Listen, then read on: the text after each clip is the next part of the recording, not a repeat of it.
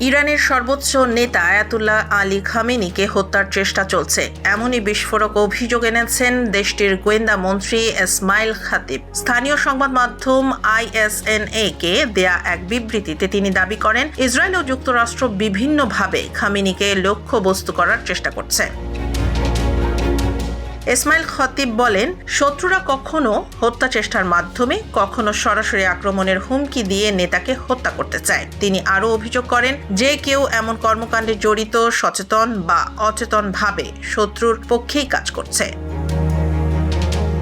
পর্যবেক্ষকরা বলছেন, সাম্প্রতিক Iran Israel যুদ্ধের প্রেক্ষাপটে এমন মন্তব্য অত্যন্ত বিরল। গত জুনে 12 দিনের সংঘাতে ইসরায়েল ইরানের সামরিক কাঠামো, বিজ্ঞানী এবং ক্ষেপণাস্ত্র অবকাঠামোর ওপর ব্যাপক হামলা চালায়। জবাবে ইরান ছড়ে 5 শতাধিক ব্যালিস্টিক ক্ষেপণাস্ত্র এবং 1000-এর বেশি ড্রোন, যা সাম্প্রতিক ইতিহাসে দুই দেশের মধ্যে অন্যতম বৃহত্তম সংঘর্ষ। তবে খামেনিকে লক্ষ্য করে কোনো নির্দিষ্ট হত্যা চেষ্টার ঘটনা তিনি উল্লেখ করেননি। পরিস্থিতি এখনও উত্তেজনাপূর্ণ।